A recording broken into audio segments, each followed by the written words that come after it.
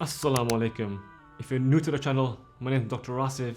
I'm a former medical doctor, and on this channel we speak about Muslim health and how we can improve the lot of the Ummah. This video, we're going to be speaking about stress, why food causes us to be stressed and why stress causes us to eat a lot of food. Vicious cycle. What is stress? We all need some stress in our life. Stress is good. Stress itself is not a bad thing. It is excessive stress which causes us to prematurely age. It is excessive stress that causes us to resort to self-soothing behaviors. Allah subhanahu wa ta'ala says in the Qur'an, whoever turns away from my remembrance will have a miserable life. And misery is oftentimes what surrounds us in the West. So how do we become grounded? And how is it the food we're eating is causing us to have miserable lives? Allah says in the Quran, eat what is lawful, what is good. Tayyib meaning pure. The food we're eating now is far from pure. It has been injected with steroids, with synthetic hormones, with additives and preservatives, particularly our meat. Imagine eating a chicken from a cage. That poor chicken has been in a cage for the entirety of its existence. It is not free range, it is not organic, it is corn-fed, not grass-fed. Imagine the cortisol level of this poor chicken. On top of that, to make the chicken bigger and easier to sell to farmers and supermarkets, the chicken is then injected with synthetic hormones that retain water, so the chicken becomes bigger. Now imagine eating this chicken, having it 3 or 4 times a week. Imagine what that does to your hormones. Imagine the disruption to your normal menstrual cycle if you're a woman, or to your testosterone levels as a man. Imagine what this does to you if you are eating this very regularly. So the meat we're eating, the fruits and vegetables we're eating, which have been injected with synthetic hormones, they are then causing depression, low mood, and of course anxiety. If the chicken we're eating was anxious at a time of slaughter, imagine your children who are now eating this food. We are instructed as Muslims, when we slaughter animals, they cannot even see the blade of the knife. To raise them in a humane way. This is a far cry from what happens in most chicken farms where the hens and chickens are caged. Even the eggs of these poultry animals is full of cortisol. These aren't free range, these are from caged hens. So stress levels, adrenaline in the dairy produce will only have a negative effect on those that consume it. So going back to the Quranic injunction to eat pure, this food is far from pure. Number 1. Number 2, how does stress make us eat more? Stress puts us in a dangerous situation. We need something to soothe us. Stress happens when we are uncertain.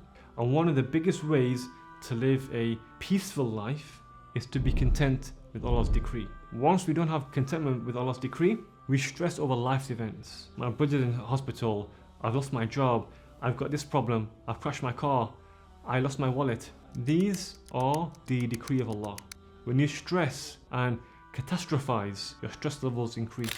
So when you have tawakkul in Allah, you don't stress. You may get frustrated and angry, and of course you will get upset, but you do not become stressed. Your cortisol levels stay the same. And what cortisol does, which is a stress hormone released by the adrenal glands on top of the kidneys, is it makes you age. Cortisol breaks down collagen in the skin. It also increases your heart rate. It also causes brain fog. And fourthly, in relation to this video, it causes you to eat more. Stress causes you to eat more because you are in a place of uncertainty, and food provides warmth, comfort, and pleasure. At a time of distress, we seek pleasure. So stress eating is a common term you may have come across, or emotional eating. How do we prevent this? We prevent this by having a understanding that what I am eating now is not how I should be eating, because as a Muslim, I'm instructed to eat when I'm hungry, not when I'm stressed. If we ate when we were stressed, the whole world will be obese. And that's why we're reaching obesity levels now at 40% in the West, because we're eating when we are not hungry. We are eating when we are stressed. A majority of people now in the West are stressed. So to prevent stress eating, prevent stress in the first place. How do we prevent stress? Simple answer. Read the Qur'an every single day. This is the hablullah, this is the rope of Allah. Allah has sent as a shifa. Allah says we sent the Qur'an as a shifa for the mu'mineen. So if we claim to be mu'mins, why are we not using the Qur'an as a shifa? And there's no bigger mental ailment in the world at the moment than stress.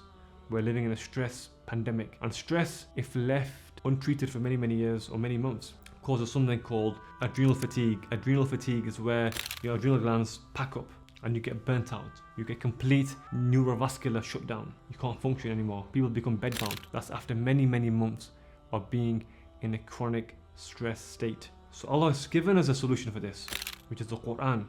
Let's use it. Let's grab it with both hands. Allah says, Hablullah, this is the rope of Allah. A rope you should grab with both hands. Both hands meaning morning and evening. You should do daily recitation of the Quran. Ramadan approaching. Let's at least aim to finish one Quran a week. Not one a month, one a week. That's 4 Qurans in the entire month of Ramadan. Ramadan is the month of the Quran. Ramadan is not the month of fasting. Fasting is a means to get closer to Allah subhanahu wa ta'ala and His book. But the purpose of Ramadan is the Quran itself. This Ramadan, improve your stress eating. Because you can do it. You don't break your fast because you're stressed in Ramadan. You break your fast at Maghrib because Allah has ordained. So if you can control your stress eating in Ramadan, why can't you do it throughout the rest of the year? It's all in the mind.